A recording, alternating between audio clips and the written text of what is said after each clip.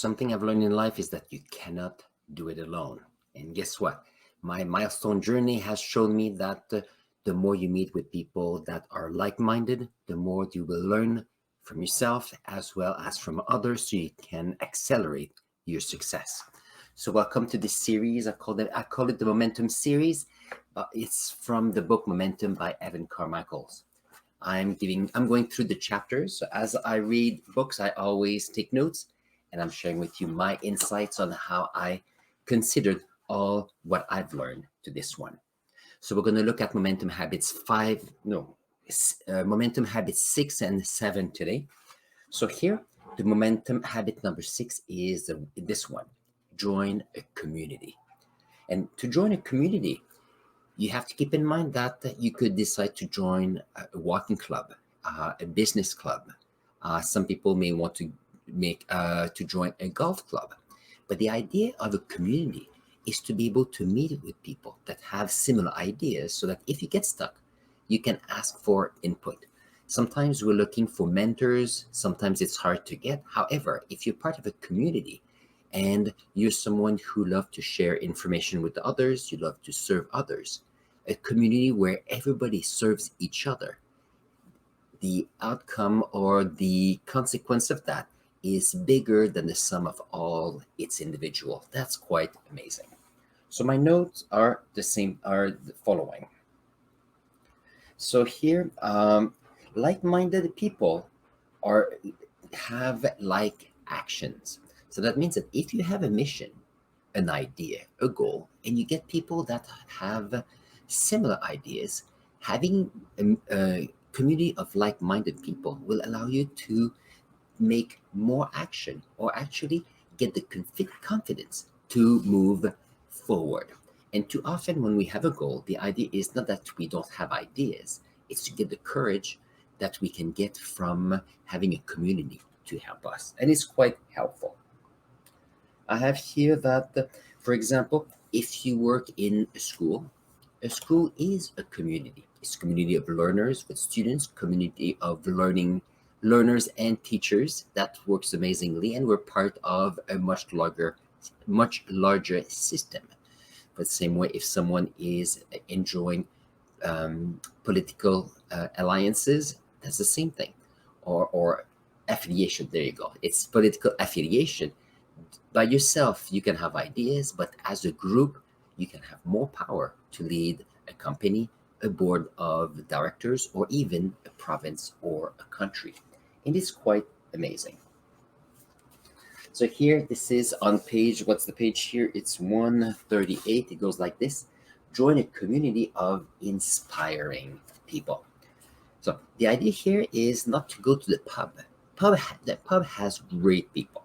You can go to a place where you can have a drink or dance, where you may not meet people, but just to be with people.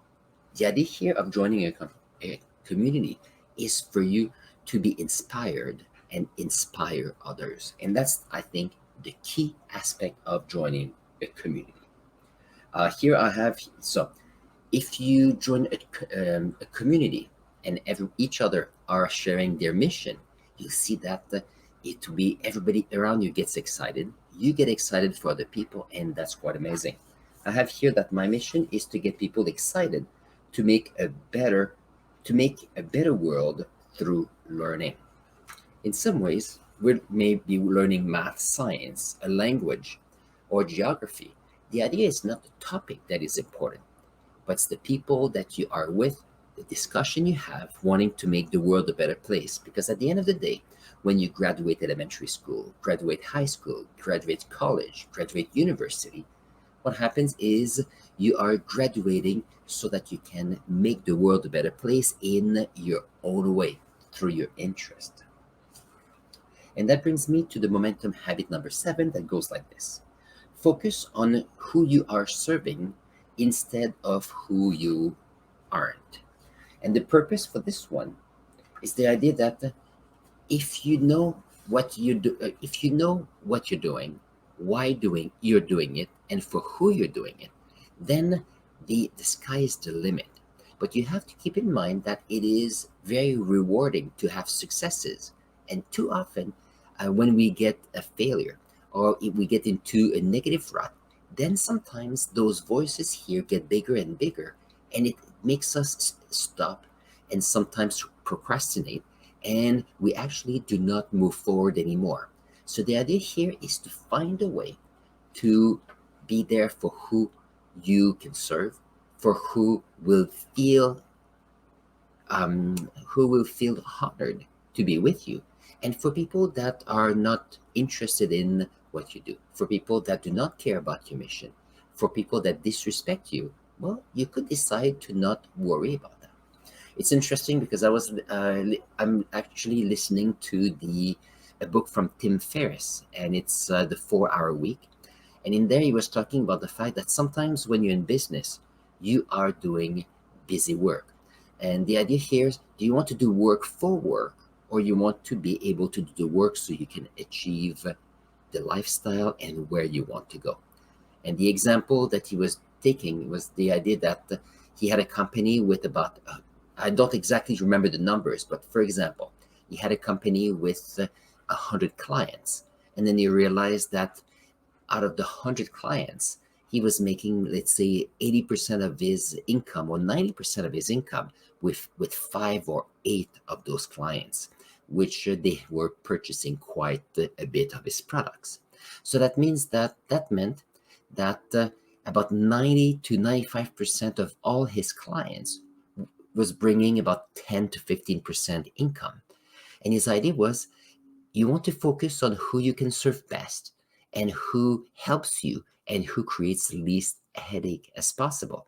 So what he decided to do was to take those 90 clients that was making maybe 10 to 15% of his income and decided to let them be.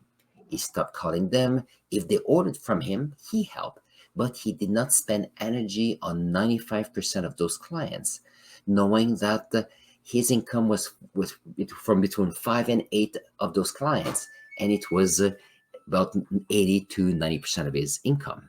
So what happened? It freed up a lot of his time.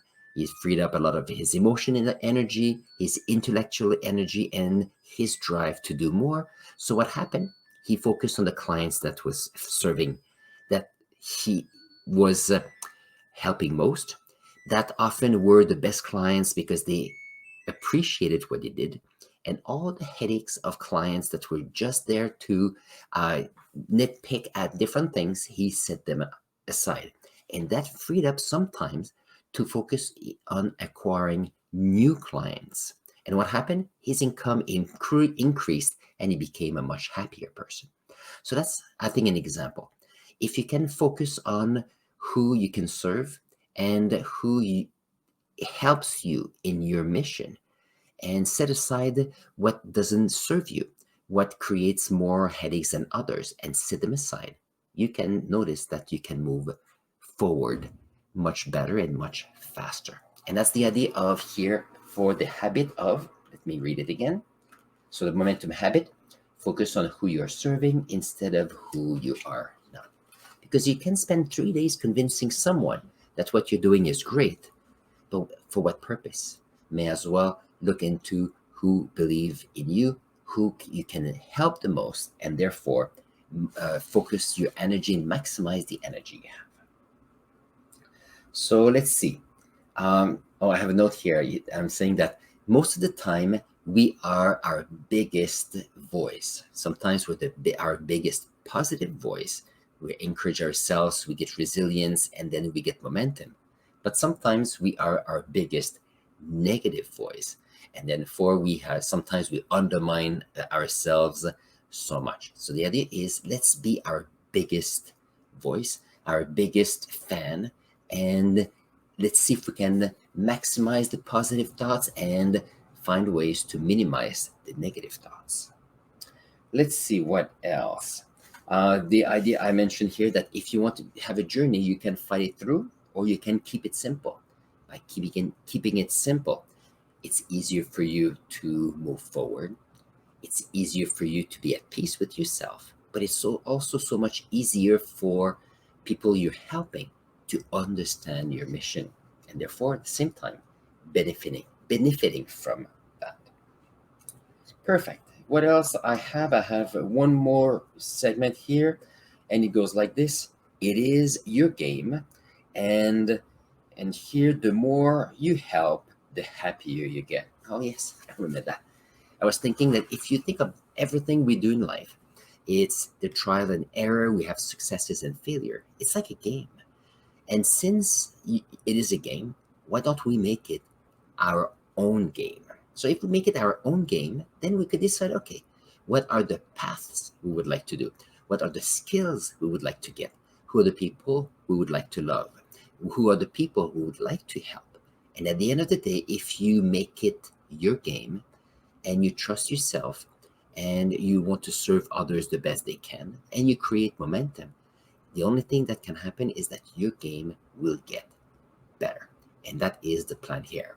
And therefore, on this, I'm going to put here a link here and here for my playlist of my milestone journey with all the steps I'm doing for the last 61 days on how to build momentum on what I can do to make the world a better place. And I'm going to put here a link to a video that will be in line with this idea that we can focus on positive contribution to make the world a better place. I'll see you in the next videos.